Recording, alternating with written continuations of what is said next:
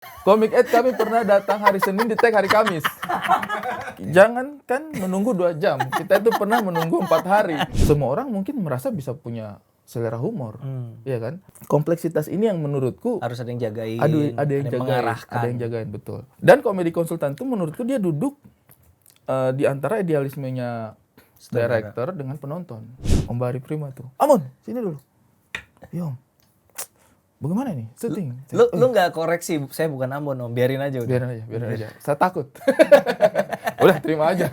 Dia mau panggil saya Mau Amon. ngerevisi Barry Prima ngeri. Dia panggil saya Korea juga. Ya, betul.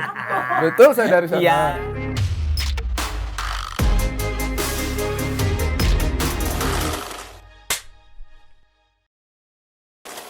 Selamat datang di Inframe, sebuah acara ngobrol-ngobrol bersama para pelaku sinema. Dan hari ini bintang tamu gue sinematik abis. Ari Kritik.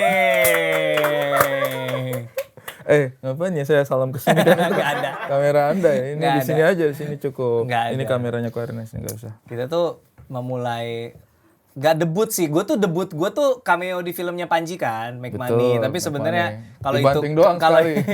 kalau itu nggak dihitung sebenarnya debut layar lebar kita sebagai aktor itu bareng. Bareng. Comic Aid. Comic Ed, scene yang sama, berdua doang Kita jalan. satu geng. Satu yang scene pertama tuh yang turun dari gedung. Turun dari gedung, Yang dari ada tangga. mamahnya Kemal datang. Iya. Iya kan? Kita berdua tuh jalan Itu satu scene shot, pertama kita satu sebagai shot. pemeran utama ya, Betul, satu shot long take itu. Oh satu iya shot. benar-benar gue baru ingat. Kita jalan sendiri berdua itu deg-degannya minta ampun tuh, astagfirullah. Iya karena jadi teman-teman nonton lagi Comic It yang pertama banget, kemunculan awal kita itu adalah scene pertama kita sebagai pemeran Comic It tuh. Dan itu dari kita turun gedung sampai luar tuh satu shot. Anggium bareng nggak mau udah pecah shot. Jadi kita retake berapa kali, mungkin belasan kali ya Ria. Terus dialognya panjang lagi kan. Dialognya panjang, gue sambil makan itu apa lollipop. Semi drama juga itu kan. Itu belum ada komedinya. Itu kan ngomongin soal lu mau pensiun segala macam kan, mau iya. pensiun jadi penjahat Iya, segala macam. betul. Kalau inget-inget zaman Comic It ya Ria, apa yang paling berkesan Ri buat lu Ri? Jam kerja. Jam kerja. Jam kerja. Comic It adalah satu-satunya pengalaman hidup di mana kita breakfast dan lunch hari besoknya masih di tempat yang sama. Betul. Orang kerja Bayangin, dari breakfast sampai lunch esok hari. harinya kita di tempat yang sama. Orang kita kerja itu dari jam 6 pagi. Iya. Dari jam 5 pagi lah. Iya. Dari jam 5 pagi sampai jam 11 siang. Iya. Besoknya. Besoknya.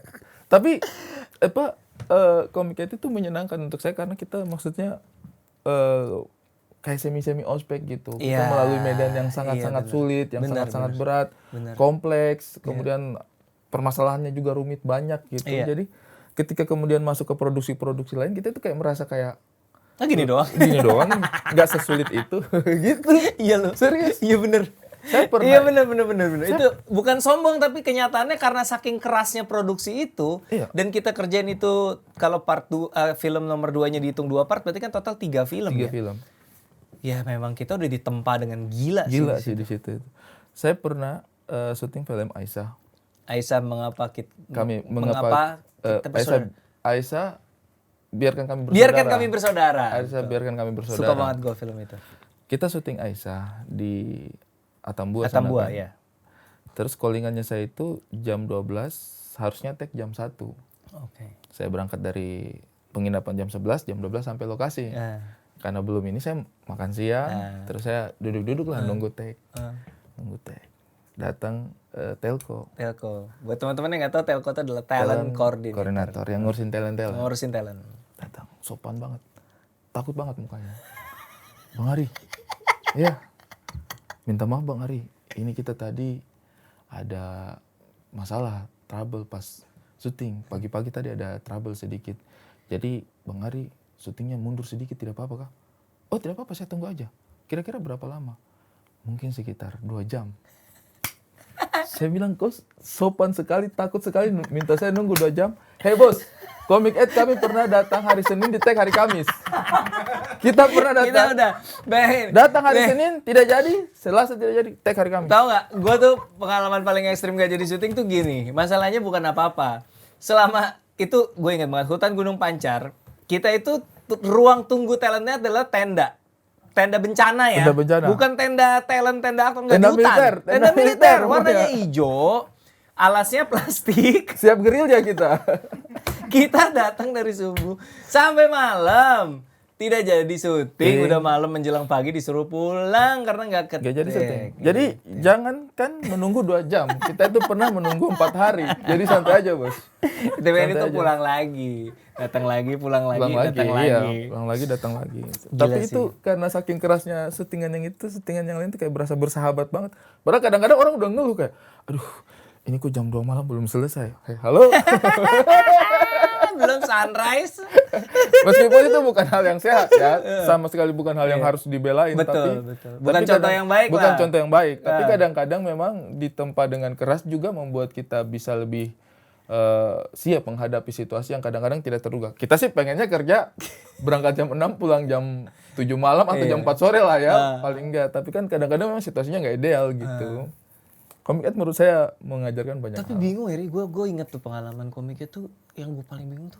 Gila ya, emang syuting tuh kayak gini ya? Nunggu, kerjanya nunggu mulu. Lama Betul, betul. nunggu, seharian nunggu Betul, aja gitu. Tapi itu bikin saya dapat insight dari Bari Prima. Apa kata? Bari Prima kan keras banget kan ya. Komik kedua nih, Komik Bari- kedua, Om Bari Prima. Om Bari Prima kan kayak apa namanya, orang imajinasinya itu Bari Prima fighter, keras, galak mungkin gitu kan dia dalam satu sisi. Nah waktu itu kan kita syuting sama-sama. Saya lihatlah itu senior-senior apa tua-tua dinas kalau orang timur bilang lagi nunggu gitu kayak nggak enak. Terus biasa saya lewat-lewat gitu. Oh dia itu biasa panggil saya Ambon. Om Bari Prima tuh. Ambon sini dulu. Iya Om. Bagaimana ini syuting? Lu nggak koreksi, saya bukan Ambon Om, biarin aja udah. Biarin aja. Saya takut. Udah terima aja. Dia mau panggil saya Mau Amon ngerevisi kah? Bari Prima ngeri. Dia panggil saya Korea juga. Ya, betul. Betul saya dari sana. Iya, saya Iya. gede di Seoul. Jadi saya tawarkan bikin kopi. Oh. Om, saya bikin kopi kah? Boleh. Saya pergi bikin kopi, saya balik. Saya kan itu apa maksudnya kalau kita nunggu di situ kan udah biasa gitu ya. Kita udah tahu produksi sebelumnya juga dan Iya, karena itu udah komik kedua. Komik kedua dan Iya. kita juga maksudnya hitungannya memang bagaimanapun juga masih baru jadi Iya. terima aja apa yang terjadi. Nerimo aja. Tapi ini kan senior nih. Iya. Kok bisa-bisanya ini sebuah produksi film membuat Bari Prima menunggu dari pagi sampai siang belum di take-take, sampai sore belum di take-take. Saya kan agak khawatir ya. Siapa tahu dia meledak. Jadi saya tanya, Om, minta maaf ini ya kita kayaknya memang lama ini syutingnya ini. Om tidak apa-apa menunggu begini kan? Dia minum kopi baru bilang, lu main film berapa lama? Gue main film berapa lama? Gue kasih tahu dulu ya, ini Bari Prima yang bilang. Gue kasih tahu ya, aktor itu kerjanya bukan di depan layar. Aktor itu pekerjaan sebenarnya adalah menunggu. Kalau lu nggak bisa melewati proses menunggu, bagaimana lu bisa maksimal di depan layar? Langsung. Depan kamera maksudnya. Iya. Tadi lu bilang depan layar. Depan kamera maksudnya. Depan layar kamera. nonton dong. Iya depan kamera. Kalau kita nggak bisa, quotes-nya jadi jelek ya. Emang saya nggak bisa quotable gitu. Quotes jadi ngaco. Quotes-nya nggak- Quotes keren jadi ngaco Ngaco. gara-gara Ari. Diulang. Bari Prima bilang Nah, pekerjaan utama aktor itu menunggu. Iya. Kalau kita tidak bisa kuat menghadapi proses menunggu, Iya. kita tidak akan bisa maksimal di depan kamera. Wih. Dan itu membuat saya kayak nempel tuh ya. nempel kayak oh iya. Akhirnya saya setiap kali di nunggu gitu, terus kayak ada perasaan star syndrome, ego. Film pertama lumayan meledak. Iya, wah saya pemain ini. Kenapa saya disuruh nunggu? Terus saya jadi ingat kayak, Bari Prima bilang begini, masa saya mau sosokan. Jadi untuk saya sih menunggu di saat proses syuting itu, pada akhirnya memang harus kita terima sebagai bagian dari pekerjaannya sih. Pasrah aja ya. Pasrah aja sudah. Dibuat happy. Iya, tapi memang kadang-kadang ekstrim sampai seharian terus nggak take itu sih. Tapi secara gue ingetnya itu ya kayak apa? Gue memorinya tuh banyak. Emang ya kenapa pantesan ospek tuh dilanggengkan tuh karena memang pas dijalanin menderita, pas udah bertahun-tahun setelahnya kayak banyak kenangan indah gitu. Mungkin. Kayak gue inget banget ya pulang syuting jam-jam 3, jam 4 nyampe rumah. Mau nggak mau kan harus mandi, kita kan syuting action kan, badan udah Kotor. kayak apaan Minyak tahu kan. kiri kanan. Mandi subuh-subuh. Mandi ngeringin rambut jam 4, setengah 5, mau tidur azan. Enggak, gue inget gini Ri, Komik Ed itu masa-masa gue transisi dari Bali, pindah balik ke Jakarta, bukan sorry. Karena gue lagi tinggal di Bali pada waktu itu, selama syuting Comic 8, gue numpang tinggal di tempat bokap nyokap gue. Karena rumah gue di Bintaro, gue jual, gue pindah ke Bali kan. Nah, rumah bokap gue itu bener-bener seberang-seberangan sama musola. Iya, patokan malah. Iya kan, Jadi lo pernah patokan. kan? Iya kan, iya. patokannya emang musola Musola. depan. Jadi kalau azan subuh itu ya memang kenceng gitu. Jadi gue waktu itu ada azan, gue nunggu azan dulu beres, udah jam 5:30 tidur, jam 8, 7:30 mesti bangun lagi. Gila itu hidup. Itu Tapi saya pikir-pikir saya itu orang yang cukup sabar menghadapi apapun. Meskipun labelingnya orang kepada saya itu, Ari itu keras, tidak sabar, emosian. Tapi saya sebenarnya cukup sabar sampai pada titik film Comic 8 itu dia berhasil provokasi saya untuk mulai. tidak sengaja, tidak sengaja, Ri. Aduh, Tidak itu sengaja. momen yang tidak sengaja. membuat saya harus lebih hati-hati kepada sosok Ernest Prakasa. Kayaknya saya tidak harus terlalu mendengarkan orang ini. Enggak gitu. Ya lu cerita dulu deh biar Iya. orang ngerti konteksnya Jadi apa. waktu itu kita sudah syuting sampai pagi jam 9. Jam 9 pagi belum selesai syuting. Saya itu masih woles, masih santai, masih ya udahlah ya, tabah-tabah. Saya pergi bikin kopi, saya duduk lagi minum kopi. Ernest Prakasa datang. Gue nggak sendiri dong, jangan disensor. Sama Viko Farida. Nah, gitu dong. Ernest kanan, Viko kiri. 2 orang, sahabat sejatinya saya. Saya minum kopi, Ernest mulai masuk. Ri, lu ngerasa nggak sih ini tuh nggak adil tau untuk orang pekerja seni? Dia menyentil sisi keadilan di dalam hatinya saya. Saya paling tidak bisa lihat sesuatu yang tidak adil. Saya lemah. Mulai masuk tuh. Ya juga ya. Viko bilang, waduh Ri, gue udah gak kuat gue kayak begini nih. Masa sih syuting kayak begini? Udah masuk akal nih. Iya juga. Iya juga. Terus sebelumnya itu memang di depan waktu bikin kopi, anak-anak kru ngomong gitu. Pada curhat juga. Ri, waduh ini kita mau pergi kontrak. Sebenarnya ini syutingnya udah gak masuk akal nih. Kita udah lebih dari 24 jam kan. Ini yang bisa menghentikan satu-satunya cuma talent. Talent tuh punya power untuk berhenti, Ri. Serius loh. Iya di kontrak lu kan ada. Berapa jam kerja lu? Gue pikir-pikir kayak tidak ada gitu. Nggak ada. Tapi kontrak apa itu? Mungkin itu jam kontraknya Nirina Zubir dan Nikita Mirzani ya. Kontrak kami tidak ada. Kontrak kami tidak ada. Di kontrak kami itu ada pasal jika mengganggu jalannya syuting bisa dituntut. Iya, pokoknya semua yang menyudutkan. Iya, itu pasal yang menurut saya aneh sekali. Jika mengganggu jalannya syuting bisa dituntut. Misalnya nih, acting kita kurang bagus di mata director. Ulang terus. Ulang. Ini udah mengganggu jalannya syuting. Tuntut orang ini. Jadi udah actingnya butut, stres dituntut Tuntut lagi. Pasal aneh sekali itu. Itu apa itu mengganggu jalannya syuting? Konteksnya apa itu, coy? Atau mungkin tidurnya mendengkurnya nggak enak gitu. Director Atau lagi. mobilnya parkir ngalangin genset. Ini ngalangin genset, mengganggu jalannya syuting. Tuntut. Itu konteksnya aneh banget itu. Pasal jika mengganggu jalannya syuting bisa dikenai tuntutan hukum. Lanjut ceritain tadi. Saya sudah dikompor-kompori di depan. Ernest Prakasa masuk dengan keadilan. Viko Farida masuk dengan persahabatan. Tiba-tiba saya jadi Super Saiyan. Saya tendang semua bangku. Keluar mencari orang-orang. Ini kita mau syuting sampai kapan?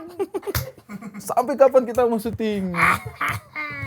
Saya mengamuk dan saya meledak di lokasi tapi syuting. kan gue nggak bermaksud memprovokasi lu, konteksnya itu sebelum lu datang ke kita, gue sama Viko memang lagi ngobrolin itu. Gila ya Vik, ya kita gini banget kerja gitu-gitu, datang lu ya kita ajak ke dalam obrolan kita gitu. Tapi kayaknya ada arah gitu untuk membuat menjadikan lu ujung tombak. ujung tombak. Kayaknya kita kalau nyuruh Ya kayak lu cerita di beat lu lah, kalau ada Iya, anak kalau atau ada satu apa-apa, lingkungan mau berantem pasti yang suruh maju yang timur duluan. Kan? Saya itu selalu melawan stereotyping itu, tapi saya gampang kemakan juga gitu. Kayaknya tuh memang bukan stereotyping, memang jati diri, lebih kepada jati diri gitu. Kita kerja bareng lagi, abis itu ngenes ya Ri. Ngenes itu buat teman-teman yang nggak ngeh mungkin, ngenes itu film pertama gue itu komedi konsultannya Ari Kriting. Yes. Jadi di situ mulai pertama kali lo nyobain peranan komedi konsultan ya Ri ya. Peran yang dilahirkan oleh kolaborasi Fajar Bustomi, Kemal Palevi dan Ajis 2000. Betul. Ajis juga akan kita undang ke sini nanti. Nah, ketika itu lu masuk, pas lu mulai syuting, gue lupa sih. Awal-awal tuh lu butuh waktu lama nggak ya buat adaptasi ke job desk lu gitu? Nyari-nyari ini sebenarnya pekerjaan gue ngapain sih? Gitu. Iya, saya tuh awalnya berpikir kayaknya callingan di manajemen lagi kurang, jadi gue harus nyelipin aja nih. Daripada nganggur. Daripada nganggur. Daripada nganggur. Wah, recruiting callingannya lagi dikit. Apa ya yang bisa dia kerjain, komedi konsultan aja lah. Tapi setelah waktu kita sudah mulai bedah skrip, sebenarnya kan pekerjaan yang sama sudah kita lakukan di Comic Ed. Iya kan? Iya. Bagaimana memaksimalkan komedi, bagaimana saling memberi masukan satu sama lain. De factonya sebenarnya kita udah kerjakan pekerjaannya. Prinsip kerjanya Betul. kita sudah kerjakan. Betul. Dan di Comic Ed juga kan basically kita itu membedah sebuah skrip yang masih cukup mentah secara komedi. Dan skripnya kan diserahkan kepada kita untuk menilai komedinya bisa dimaksimalkan ke arah mana. Jadi memang secara prinsip kerja sudah ada lah basicnya gitu. Tinggal waktu masuk di Ngenes itu menyesuaikan. Dan menurutku sih sebenarnya komedi konsultan itu posisi yang ideal gitu untuk sebuah film komedi. Pada akhirnya saya melihat itu seperti fighting director gitu. Iya, stunt director Stunt ya. director kayak Action director. Action director. Dia menjadi penengah antara director dengan pemain dengan kebutuhan scene yang dibikin gitu. Kalau kita bilang director bisa berkarya mungkin bisa gitu kan. Pemain aktor bisa berkarya mungkin bisa. Tetapi butuh satu orang untuk ada di tengah dan memutuskan sama-sama bahwa kita pakai koreonya seperti ini deh. Betul. Seperti halnya fighting, menurutku komedi juga begitu. Semua orang mungkin merasa bisa punya selera humor, ya kan? Tetapi kita boleh jadi mempercayakan satu orang untuk merumuskan selera humor yang mana nih yang akan diangkat lewat misi film ini gitu. Karena director kan banyak juga yang diurusin gitu. Saya rasa sih kayak Jackie Chan juga mungkin seperti itu ya. Dia mungkin yang jadi director film actionnya dia jago berkelahi, tapi mungkin dia juga butuh koreografer yang bisa memastikan gitu kayak fighting yang kita akan pakai itu yang ini nih, partnya ini. Jadi menurutku posisi konsultan komedi meskipun di film Indonesia mungkin masih jarang dikenal, ada beberapa mungkin yang merasa apa sih Ngapain itu? sih pakai komedi konsultan? Emang direkturnya nggak bisa mikir. Ya sama aja dengan posisi action director, emang direkturnya nggak bisa berantem, bisa aja mungkin, tapi kan Itu direkturnya nggak bisa ngayalin adegan action sendiri. nggak bisa ngayalin adegan action sendiri, bisa aja mungkin. Semua itu bisa, tapi mungkin menempatkan satu orang yang kita rasa punya kemampuan untuk menentukan arahnya seperti apa itu mungkin penting. Karena gini karena orang kalau misalnya kita bilang action director tugasnya jelas karena orang mempersepsikan bahwa skill atau knowledge tentang action itu jelas, tapi kalau skill dan knowledge tentang komedi kan kesannya gampang gitu kan. Kesannya nggak perlu keahlian khusus gitu buat bikin komedi. Gitu kan yang sebenarnya karena kita berangkat dari komedian kita ngerti gitu. Bahwa komedi itu susah, komedi itu ada ilmunya, ada strukturnya, ada bentuknya. Tapi kan orang kalau awam nggak ngerti itu, orang pikir ya udah lucu gitu. Nah sebenarnya itu yang bikin susah kan. Tapi kan saya kemarin habis syuting Big Four ya. Ya. Belajar koreografi lah. Iya. Menurutku komedi pun itu sebenarnya koreografi. Koreografi dalam adegan fighting itu kan kita tahu lah mukul apa segala macam. Tetapi sebenarnya memaksimalkan pukulan itu beda tekniknya dengan berkelahi beneran. Benar. Betul. Itu yang kemudian teman-teman di action director atau stuntman itu berusaha mengajarkan kepada kita bagaimana caranya di kamera setiap pergerakannya kita itu maksimal. Tuh. Misalnya contoh teman-teman nih buat sekedar ilustrasi aja ya, berantem yang Ari maksud tuh misalnya gini. Orang berantem nih, pasti kalau nonjok kan gini. Ya kan? Kalau di film kan kurang dramatis. Maka teman-teman kalau lihat orang nonjok rata-rata pasti akan mengandalkan hook dan hooknya tuh gede gitu. Benar. Wood gitu harus gitu. Benar. Ya, contoh-contoh kayak gitu maksudnya. Betul. Atau misalnya dalam berantem beneran lah ya. Itu kita tuh pasti berusaha untuk ngelindungin rahang. Kalau berantem beneran rahang gitu kayak. Iya kan? Tapi kalau di dalam adegan film nggak tahu sih gue terus terang. Bisa. Gue nggak relate. Gue nggak relate sih sama itu barusan, gue nggak relate sih. Kalau berantem kita harus gimana tuh gue kurang begitu ngerti sejujurnya. Dia mungkin kayaknya udah fasih banget. Gue masih mikir apa yang gue harus lindungi. Kayak ini gue lindungin apa ya?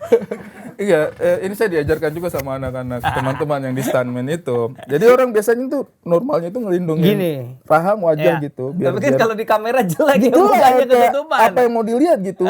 Harusnya kayak gitu kan. orang kalau berantem kayak gini, wah terbuka sekali bos rahangnya. Gitu. Jadi memang hal-hal seperti itu sama juga dalam komedi menurut saya. Jokes orang itu kadang-kadang punya selera humor masing-masing gitu. Tapi mana yang kemudian secara eksekusi dalam pengadeganan bisa diterima masyarakat sebagai sebuah adegan komedi, itu belum tentu sama gitu. Dan seorang komedi konsultan bisa memutuskan itu. Ini nyampenya ke penonton bener apa enggak gitu. Kadang-kadang hati-hati. Sebuah komedi kadang-kadang ketawa ketika kita adegankan aja gitu. Tapi belum tentu penonton nangkap maksudnya apa nih tadi. Komedinya itu bisa-bisa itu komedi yang sifatnya internal aja. Ada beberapa adegan yang ketika kita take kita rasa biasa aja. Tapi karena kita percaya bahwa ini adalah sebuah tektokan komedi yang bagus, nyampenya ke penonton lucu. Pecahnya lucu. Tapi ada komedi-komedi juga yang kita tahu titik lucunya di mana, kita senang banget menemukan komedi itu. Tapi ketika penonton nonton, knowledge-nya beda, mereka juga tidak paham gitu. Jadi kompleksitas ini yang menurutku harus ada yang jagain, ada yang mengarahkan, ada yang jagain, betul. Dan komedi konsultan itu menurutku dia duduk di antara idealismenya director dengan penonton.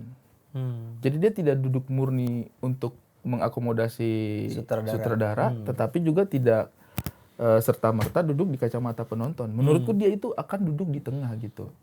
Ketika sutradara butuh, saya mau tone komedinya seperti ini.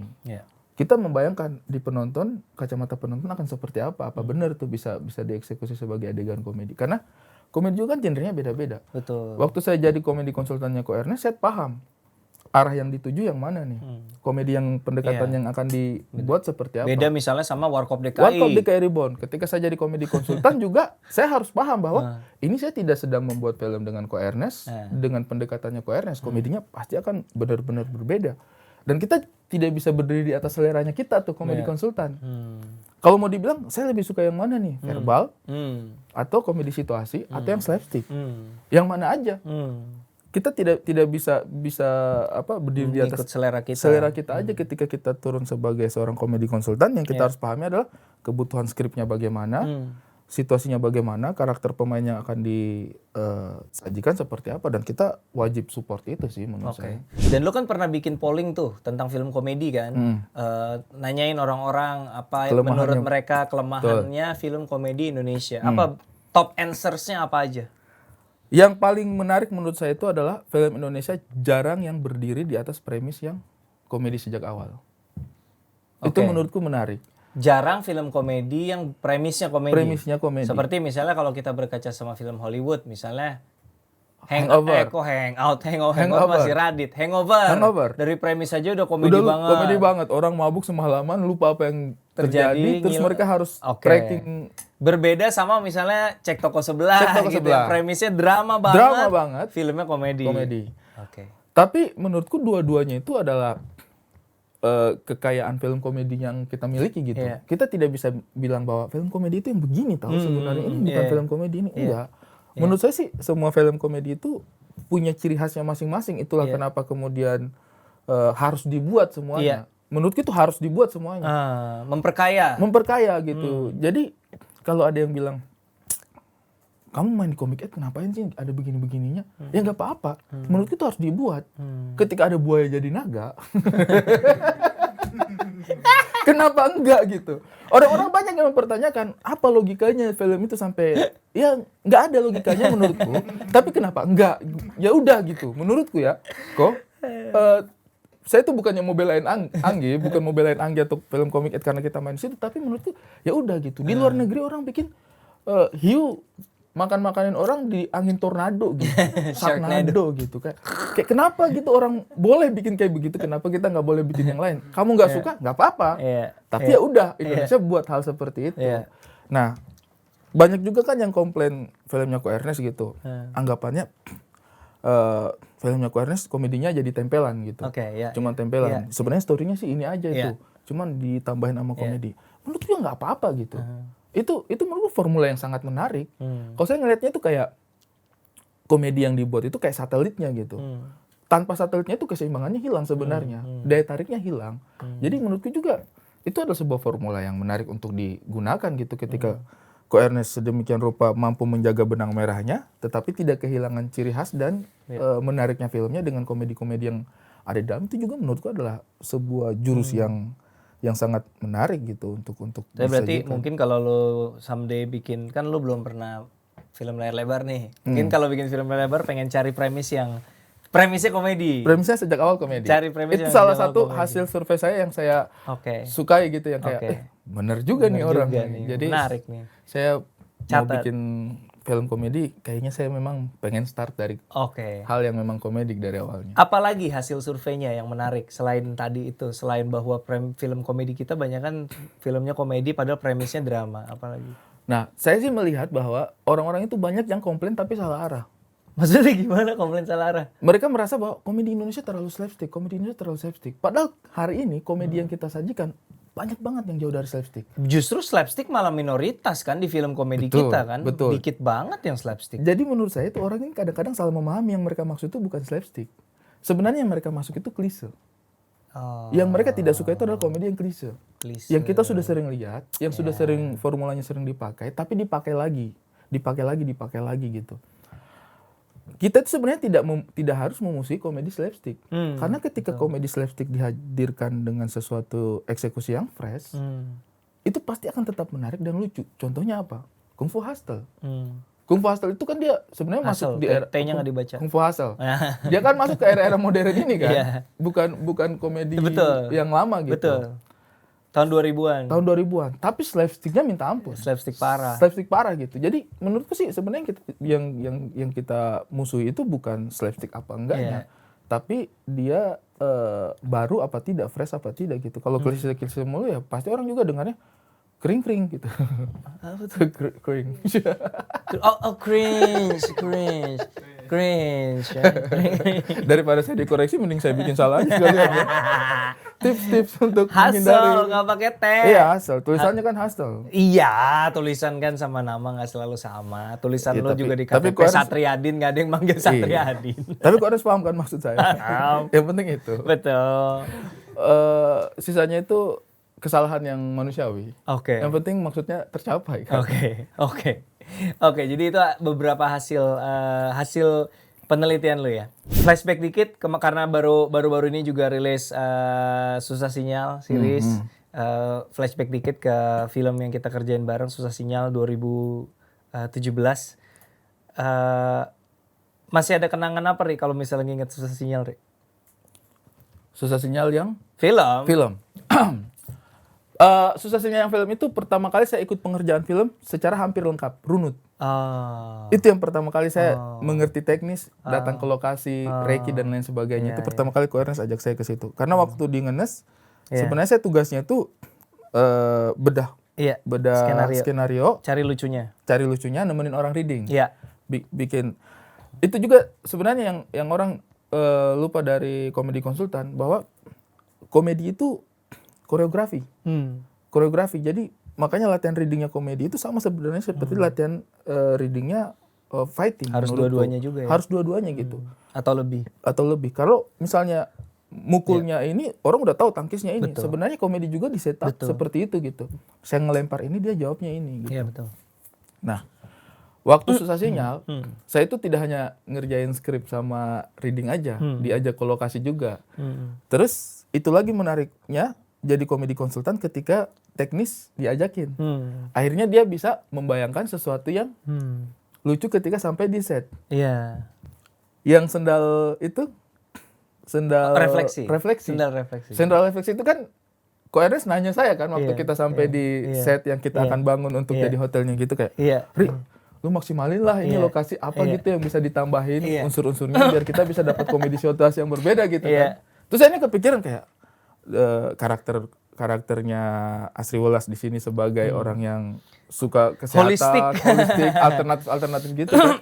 Kayaknya seru nih kalau dia salah satu adegannya dieksekusi dengan pendekatan yang mendukung karakternya dia. Akhirnya kepikiran lah itu.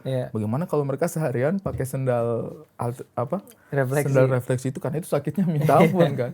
Dan ternyata pas adegan kebetulan saya juga main kan. Ini yang sakitnya minta ampun sih. Nggak usah acting. Nggak usah acting, sakit jalannya tuh sakit banget gitu. Jadi itu menurutku juga pengalaman yang saya dapat di sosial bahwa ketika kita turun ke set itu juga kita bisa dapat inspirasi gitu, sesuatu yang bisa memaksimalkan adegan komedinya seperti apa. Kalau